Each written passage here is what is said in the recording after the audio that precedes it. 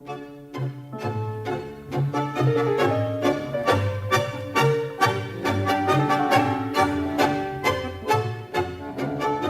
100 años de la existencia del tango La Comparsita, éxito mundial, creado por el uruguayo Matos Rodríguez, un joven estudiante de arquitectura que en un momento de enfermedad, sin ningún conocimiento musical, tiene el ingenio de realizar un tango único que perdura hasta hoy, siendo la segunda obra con más reproducciones a nivel mundial. Este año, nuestro país lo reconoce como patrimonio cultural.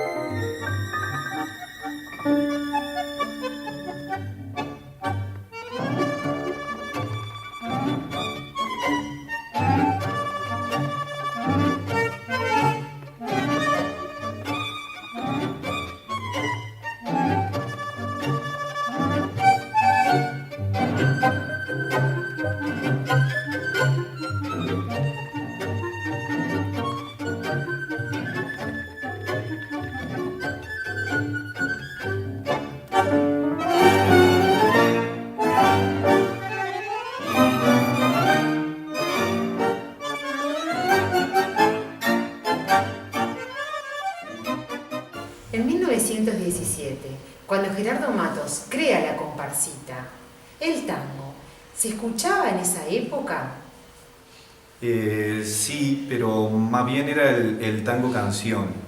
Era una época en un Montevideo con, disímiles situaciones, donde había una situación justamente de discriminación hacia la gente no blanca, que vivía en casas de inquilinato, al igual que muchos italianos y españoles que habían venido en las últimas oleadas inmigratorias, y que también fue allí donde se fue gestando ese primer tango hacia 1880, con las raíces africanas, y después ya solamente con lo que quedó de europeo y criollo.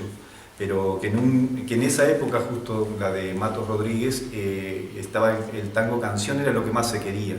Y bueno, la creación de Matos Rodríguez, de alguna manera, que en un principio fue una marcha, y que bueno, después el maestro Firpo fue quien le dio un poquito más de comprensión de tango, entonces se convirtió y, bueno, en un tango, que fue el mismo Firpo quien la estrenó en abril del 17.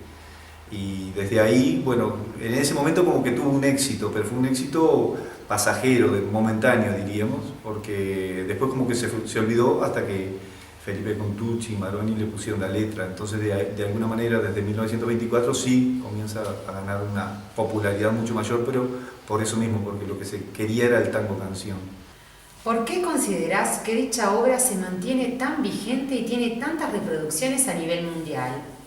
En ese momento no se tuvo quizás la magnitud de esa creación, que también, como vos lo decías, fue prácticamente una creación única, como que no tuvo y no pudo. Hay por ahí un comentario que él habría hecho respecto a que nunca pudo reiterar nada similar, ¿no? Por más que tuvo alguna otra afección, alguna otra enfermedad, pero ese momento febril y de lucidez increíble que gestó esa obra maravillosa, ¿no?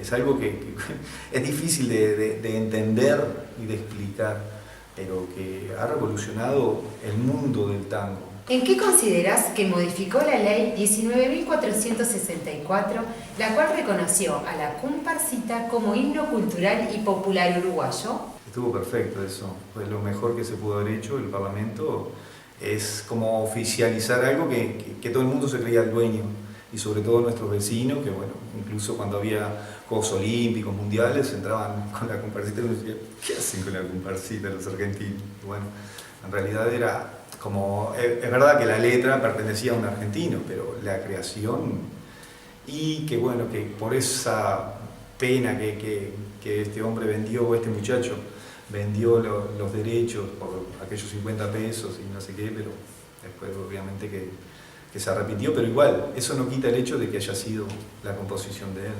¿Qué significa para vos La Comparsita? como tantos uruguayos, es como un emblema, ¿no?, que nos identifica en el mundo. Yo que soy candombero junto con el candombe, otros que te dirán con la murga, bueno, pero a mí la comparsita es algo que si bien los argentinos dicen que a ellos también los identifica, por supuesto, no podía ser de otra manera, pero que a nosotros como país pequeño, tener el himno del tango que haya sido creado aquí es algo, bueno, que debería llenarnos de orgullo y que, bueno, por supuesto que tenemos que seguir difundiendo de esa manera, ¿no?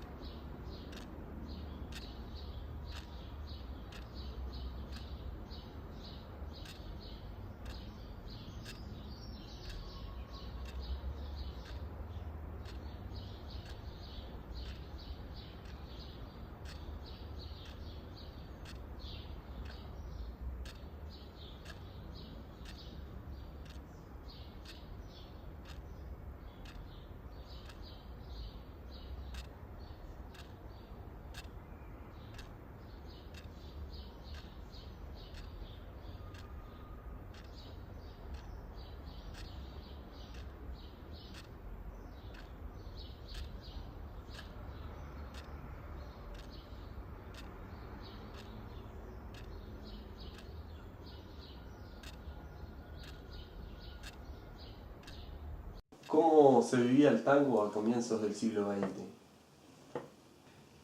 El tango nació en Montevideo. ¿Por qué? Por un fenómeno geográfico. Porque la bahía de Montevideo era mucho más, digamos, mucho más protectora de los barcos que venían de alta mar. Buenos Aires no tenía eso. Entonces, ¿qué pasaba? Llegaban a Montevideo. Ahí desembarcaron los negros, que fueron los que impusieron el ritmo del candombe o del tambor, y recalaron también los inmigrantes españoles e italianos. Que todo eso, todas esas mezclas fueron las que cimentaron el tango. Sobre todo la música de negros, la habanera principalmente, y el tanguillo español, que eran letrillas muy sencillas y picarescas, que era lo que proliferaba en ese tiempo. Claro. Y fue en los barrios bajos de Montevideo y Buenos Aires, como te digo. Bueno, informarnos brevemente acerca de la vida y la obra de Matos Rodríguez. Bueno, la vida de Matos Rodríguez es la vida de un estudiante que iba a la Facultad de Arquitectura, pero no estudiaba. Iba porque iba nomás. Bueno, y una vez tuvieron dificultades económicas porque lo iban a desalojar del local que ocupaba la Federación de Estudiantes Universitarios, y resolvieron hacer una comparsa de carnaval para recorrer los tablados y esas cosas, ¿no? Como pasa ahora. Sí, sí, sí. Y bueno, y ahí fue que formaron una comparsita.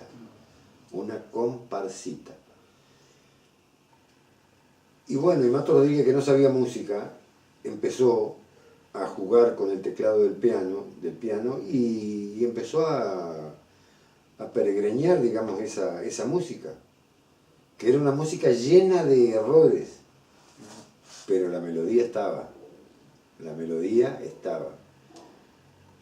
Bueno, ahí se puso en contacto con otros músicos, por ejemplo, Alberto Alonso, Carlos Warren, un músico mercedario también de aquellos años, que le fueron haciendo retoques, hasta que llega el año 1917.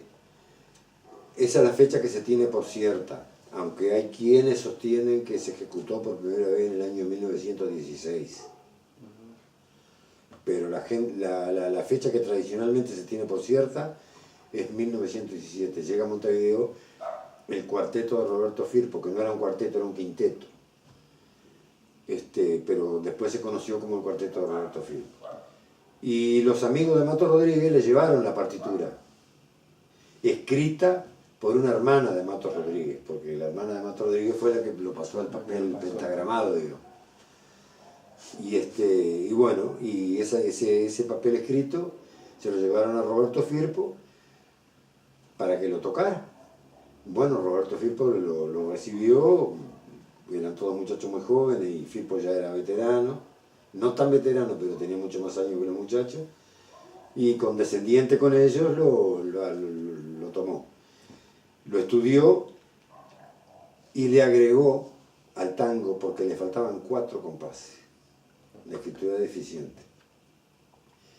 Le agregó una parte de un tango que se llamaba, o se llama, La Gaucha Manuela, que ustedes si lo escuchan van a ver que hay una parte que es la comparsita. El día del estreno fue un éxito apoteósico.